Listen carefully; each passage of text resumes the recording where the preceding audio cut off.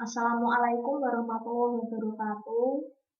Nama saya Yasin Ikhtiarasari, NIM B12 2017 03303. Saya dari Program Studi Akuntansi. Saya akan menjelaskan tentang manfaat penerapan siklus akuntansi pada Universitas Dianuswantoro. Pengertian ilmu akuntansi.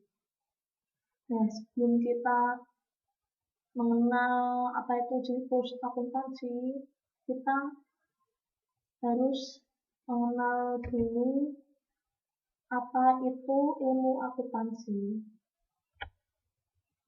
Ilmu akuntansi adalah suatu ilmu yang dipergunakan untuk mempelajari seluruh aktivitas pemasukan dan pengeluaran keuangan. Lalu, akuntansi sendiri merupakan suatu proses mencatat, mengelompokkan, meringkas, mengolah, serta menyajikan data, transaksi, dan juga seluruh aktivitas keuangan sehingga bisa digunakan sebagai acuan dalam pengambilan keputusan ekonomi dan tujuan lainnya. Kata akuntansi berasal dari bahasa asing, yakni accounting, yang dalam bahasa Indonesia diartikan sebagai menghitung atau mempertanggungjawabkan. Akuntansi biasa juga disebut sebagai bahasa bisnis. Fungsi utama dari akuntansi adalah sebagai informasi keuangan dari sebuah organisasi.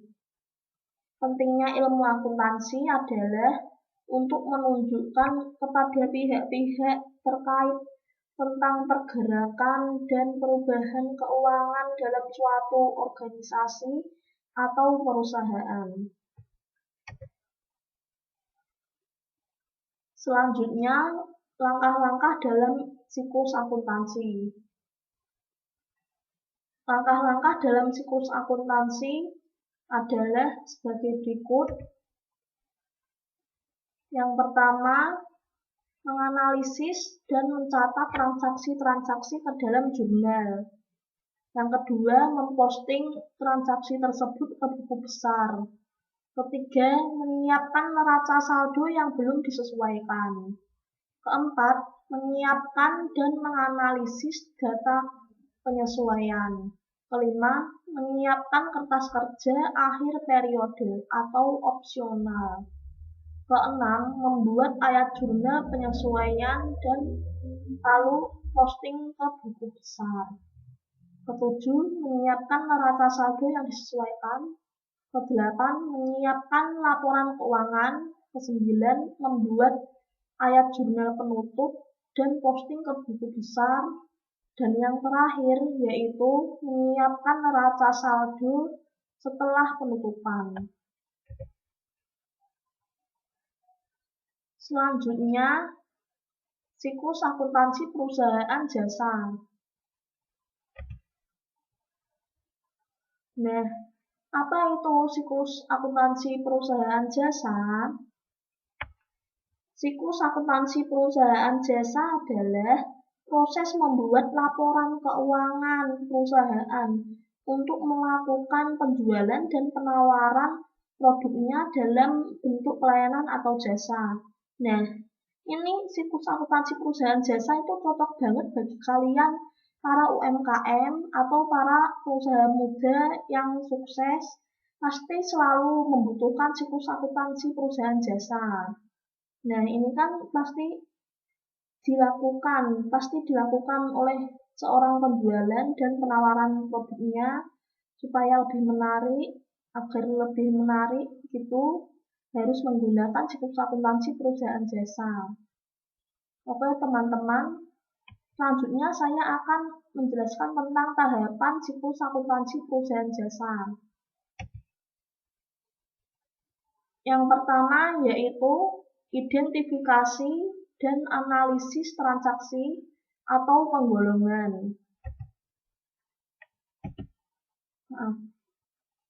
Yang kedua, pencatatan transaksi ke dalam jurnal. Ketiga, posting ke buku besar. Keempat, penyusunan neraca saldo. Kelima, penyusunan jurnal dan neraca saldo penyesuaian. Keenam, neraca lajur. Ketujuh, penyusunan laporan keuangan. Kedelapan, penyusunan jurnal penutup. Kesembilan, jurnal pembalik. Dan yang terakhir yaitu neraca akhir atau awal atau setelah penutupan. Selanjutnya, 5 jenis transaksi akuntansi perusahaan jasa. Ini dia 5 jenisnya. Yang pertama yaitu pembelian. Ada pembelian dulu yang pertama. Yang kedua, pendapatan. Nah, pendapatan kita sebagai penjual atau pengusaha itu termasuk transaksi akuntansi perusahaan jasa. Yang ketiga, pembayaran beban-beban. Selalu ada pembayaran beban-beban pada siklus akuntansi, pada transaksi siklus akuntansi perusahaan jasa. Yang keempat, selalu menerima piutang atau penerimaan piutang. Dan yang terakhir atau kelima, selalu menanam modal terlebih dahulu atau penanaman modal atau investasi, bisa investasi saham juga. Selanjutnya yaitu siklus akuntansi perusahaan dagang. Apa itu siklus akuntansi perusahaan dagang? Siklus akuntansi perusahaan dagang adalah proses membuat laporan keuangan perusahaan yang bisnis utamanya membeli barang dari pemasok dan menjual lagi ke konsumen tanpa mengubah wujud barang. Sebagai contoh yang biasa kita temui adalah toko kelontong dan supermarket. Atau mall juga termasuk perusahaan dagang. Perusahaan manufaktur juga termasuk perusahaan dagang. Atau perusahaan yang membuka toko lukisan kayak itu kreatif lukisan, perusahaan kreatif lukisan, kreatif masker kayak gitu-gitu kan teman-teman. Nah, kayak seperti perusahaan yang membuka penjahit atau perusahaan butik juga bisa. Itu butik juga termasuk perusahaan dagang. Butik lalu toko jilbab juga termasuk perusahaan dagang. Perusahaan manufaktur sama pabrik juga termasuk perusahaan dagang. Tidak hanya toko kelontong dan supermarket aja, masih banyak lagi perusahaan dagang. Kayak seperti pabrik, toko jilbab, toko gamis, butik, lalu toko-toko desain baju atau penjahit, kayak gitu-gitu, toko kreatif lukisan, toko musik, toko kreatif pembuatan masker, dan lain-lain sebagainya. Kegiatan kedua jenis usaha ini adalah membeli barang kebutuhan sehari-hari dari pemasok dan menjual kembali kepada konsumen. Atau disebut sebagai reseller juga bisa. Reseller atau dropship juga bisa.